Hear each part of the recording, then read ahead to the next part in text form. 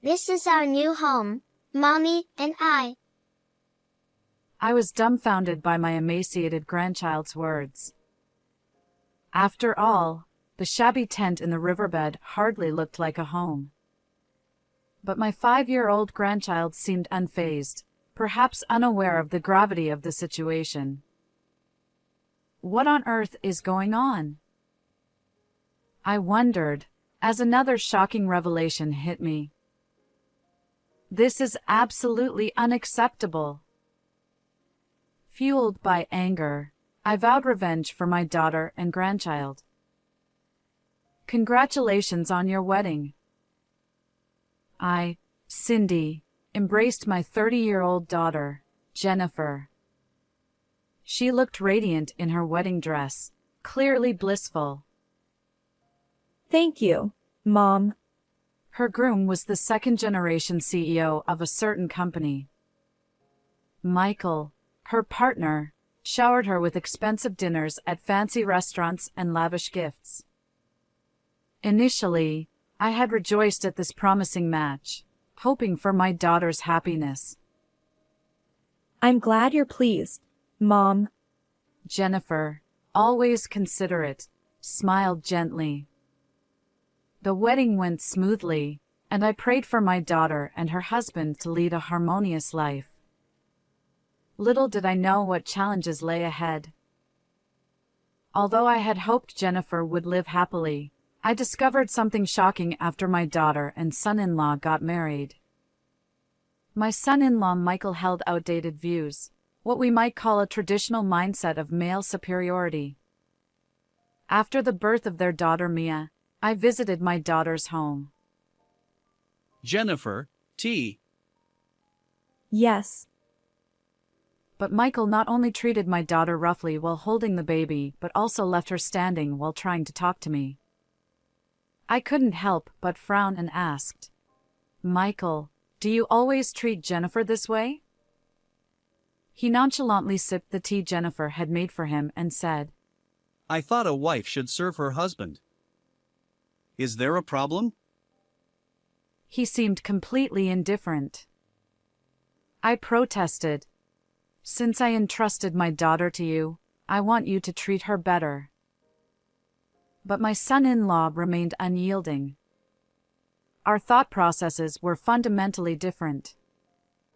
As I was leaving, I whispered to Jennifer, "Feel free to talk to me if anything happens." She nodded silently. Walking home, squinting at the sunset, I thought, come to think of it, my late husband was similar. Even though he's no longer in this world, he also adhered to outdated values and always spoke to me in a commanding tone. It made me wonder if husbands have always been like this throughout history, and I sighed. Afterward, I continued to have days without seeing my daughter and granddaughter. Even when I tried calling Jennifer, there was no answer or callback. Is Jennifer too busy? Perhaps she's caught up with childcare. I worried incessantly until one day, finally, the phone rang. "Hello, Jennifer. Are you okay?" But the person on the other end wasn't my daughter. It was Michael, my son-in-law. Long time no see. Ha! Michael? Why are you calling with Jennifer's phone? Michael's voice, laced with irritation, responded to my question without answering. You're the one who persistently called my wife's phone, aren't you? Even if you try to contact Jennifer, it's pointless. She's already mine. Frustrated, I pleaded. Don't treat someone's daughter like an object. Give her the phone. Michael snapped. Enough. Don't contact us again. And with that, he hung up. As I listened to the pips, I sat there in shock. Simultaneously, I grew increasingly worried about Jennifer. So, I carefully timed my visit to coincide with the hours when my son-in-law was away at work. However, when Jennifer appeared at the doorstep, her expression was somber. What are you doing here? My husband despises you, and he's forbidden me from seeing you. I'm sorry, but I've been worried about you. Are you truly okay being with Michael? Jennifer lowered her eyes sadly, leaving me feeling helpless. Jennifer, please come home with Mia, I implored, extending my hand. But she forcefully pushed it away and glared at me. Don't be foolish. Do you intend to make Mia a fatherless child? Her sternness left me speechless. Jennifer continued. When you interfere, unnecessary tensions arise between my husband and me. Please, leave us alone. But I'm concerned about you, I protested. Mind your own business. I'm happily surrounded by my wealthy husband and adorable daughter. There's no need for us to talk anymore.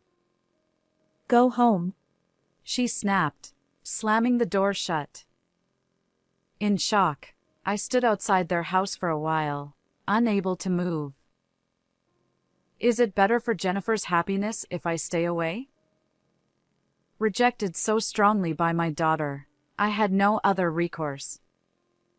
I wiped away the tears that had unknowingly streamed down my cheeks and walked away disheartened. As the years passed without ever meeting my daughter, Jennifer, I couldn't go a single day without thinking about her and Mia. Despite my concern, there was nothing I could do. I prayed for their happiness from afar, mindful of not causing any inconvenience to Jennifer. I focused on my own health, living with the hope that somehow, they were doing well. One morning during my routine walk, I decided to take the riverside path.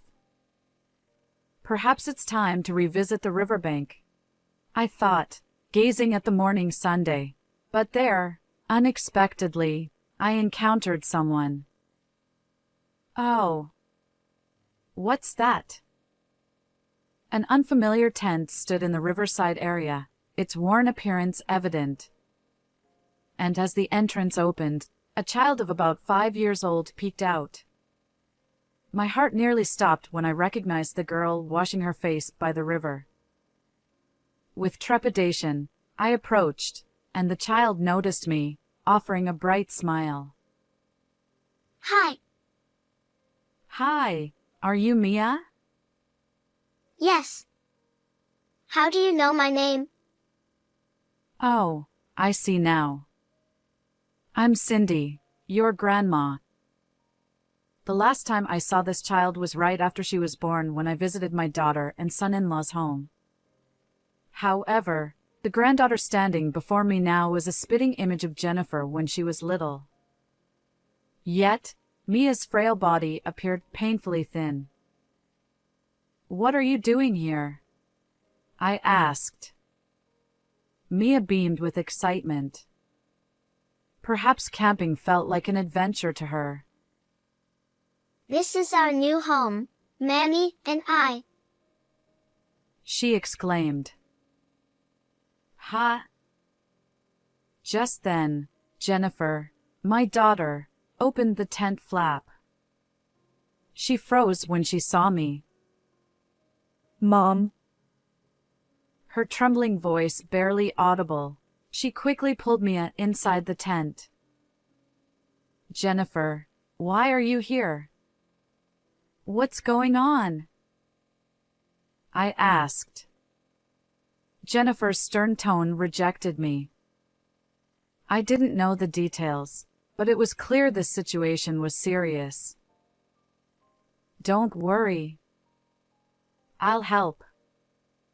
Everything will be okay, I reassured her. Gradually, Jennifer's tearful voice emerged from inside the tent. Mom, please help. And so, I protected my daughter and granddaughter, bringing them back home. After preparing baths and meals, I waited for them to settle down before hearing the full story. The content left me shocked. Jennifer's husband, Michael, strictly adhered to traditional gender roles at home, treating Jennifer like a servant. Moreover, he viewed her solely as a means to bear children. Right after giving birth to their son, Liam, who was to be the company heir, Jennifer was kicked out of their home. I hadn't even been informed about the existence of my other grandchild. Jennifer shared tearfully how she was relentlessly criticized when Mia was born, as she couldn't produce a male child. And when Liam arrived, she was deemed useless. Jennifer spoke tearfully as she stroked Mia's head. Jennifer revealed that when she was expelled from their house, Michael threatened to harm me and Liam if she sought help from family or others. Unable to return home, she resorted to living in a tent. Her rejection of me when we crossed paths was to protect me. I won't tolerate this. Having learned everything, tears flowed uncontrollably. Don't worry. I'll find a way, I vowed, holding Jennifer and Mia close. First, we decided to gather evidence of Michael's wrongdoing. However, when my daughter was kicked out of the house, she had very little with her. Almost penniless and dressed in what she wore, she survived by foraging grass from the riverside for meals. How did you manage to set up that tent? Actually, I secretly borrowed it from Michael's house, from the storage shed. Although she looked apologetic, desperate times call for desperate measures. My daughter and granddaughter lived in that tent, camping by the riverside for about 2 weeks. According to Jennifer, her smartphone was also confiscated, likely still at Michael's house. I recorded evidence of how he mistreats me, but it's not enough to take any action. He probably anticipated that. Michael's cunning left me grinding my teeth in frustration. Next, we explored legal avenues. However, hiring a lawyer seemed financially daunting. Besides, Michael, being a well-off CEO, would undoubtedly hire a top-notch attorney. After much discussion, we settled on a different approach to corner my son-in-law. Within just 3 days, Michael stormed into our home, shouting and pounding on the front door from early morning. Open up. This is what you're doing, isn't it? Fearing he might kick the door down, I reluctantly let my son-in-law in. But secretly, I thought, here we go, because this was the beginning of our counterattack. Can I help you with something? I feigned fear, putting on a submissive act. Michael snapped. No use trying to talk your way out of this. Jennifer's here too, isn't she? She broke our agreement. What are you talking about? Could you please explain? My son-in-law seemed irritated by my deliberately trembling performance. So, you're the one who took photos of me living it up at the hostess club and spread them on social media. I don't know what methods you used, but our company's account is in turmoil. Well, that's quite a predicament. But isn't it a case of reaping what you sow? While pretending to be fearful of Michael's anger, I secretly reveled in the situation. Indeed, we orchestrated that scheme. Michael's company exploited its employees with low wages, yet he frequented hostess clubs every night. When I discovered this, I discreetly paid a hostess at his favorite club to capture his behavior in photos. Then, I posted those pictures using an account I created, causing a social media uproar. As a result, the company's account was flooded with angry messages, likely catching the attention of colleagues and causing internal problems. And then, the employees started complaining about my behavior all over social media. Thanks to that, even our clients abandoned ship. It's been a disaster. His lost credibility and fleeing clients ultimately led to the downfall of his company, all thanks to our calculated move. Jennifer, you're here, aren't you? Come out. I warned you, but you ran to this old hag for help, didn't you? Threatening to harm me and my grandson, Liam, if she contacted our family or sought help elsewhere, right? I dropped the act and straightened my spine, facing my son-in-law. He seemed to sense something was different. That's not a warning. It's a threat, isn't it? Shut up. Mind your own business, old hag. He shouted and kicked a potted plant, but the heavy soil prevented it from toppling over. Instead, he hurt his foot and grimaced. Clearly agitated, he also kicked the shoe rack. Perhaps it's best not to provoke me further. I'm offering you advice for your own sake. Meddling old woman. Just get Jennifer out here. This time, I'll make sure she's trapped in my house forever. I silently handed him a piece of paper. When Michael looked at it, he saw large red letters that read "No trespassing." Don't come near my daughter again. Consider this a warning. Furious, he tore the paper and stomped on it. Observing his reaction, I casually reached behind the clock in the entryway. What's that? Michael asked, alarmed. Can't you tell? It's a camera, I replied. His face paled as he stepped back. Yes, I had anticipated his angry outburst and installed 3 video cameras at different angles near the entrance. After all, you threaten misfortune upon us, I explained. Checking the footage from one of the cameras, I saw clear evidence of Michael's behavior. We plan to submit this to the police.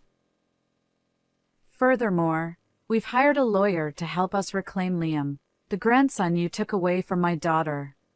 What are you talking about? People like you, poor and helpless, can't possibly arrange something like that.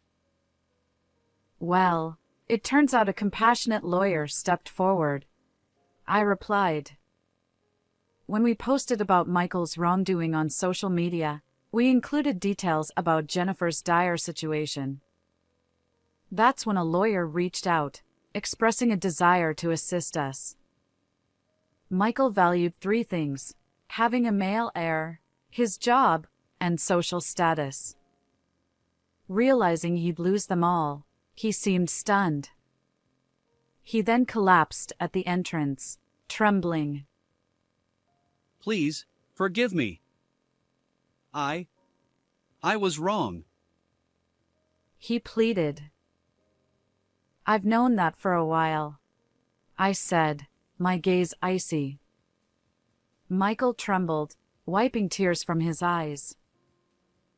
Just so you know, I'll never forgive the mistreatment you inflicted on Jennifer and Mia. Even if my daughter forgives you, I won't. Afterward, I called out to Jennifer, who had retreated further into the room. Were you able to contact the police? I asked. Jennifer replied, Yes, they should be arriving soon. In fact, the moment Michael arrived, I instructed my daughter to hide in the back of the house and contact the police.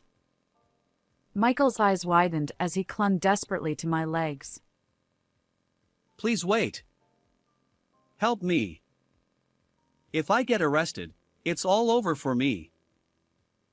Isn't this just karma for looking down on women all this time? For now, just keep your distance, I said, shaking him off. Michael then turned away, attempting to flee through the open front door.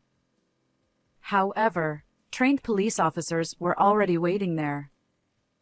I handed over the video footage from the cameras as evidence. Staring sternly at my son-in-law, I said, "Your actions have all been recorded. Now you'll face the consequences of the law." And so, tearfully, Michael was bundled into the police car, disappearing from view as my daughter and I watched him go. Afterward, my daughter and Michael divorced. We successfully regained custody of my grandson, Liam, and also claimed substantial compensation for the mistreatment Jennifer endured, $13,000 in damages and $500 per month in child support for both children. Now, my daughter Jennifer, granddaughter Mia, and grandson Liam are starting a new life in my home. I believe we can create a happy future together, and I'll do whatever it takes to ensure that. Surrounded by my 2 grandchildren, I'm excited about the fresh start ahead. How did you find this story? If you enjoyed it, consider subscribing to our channel. Until next time.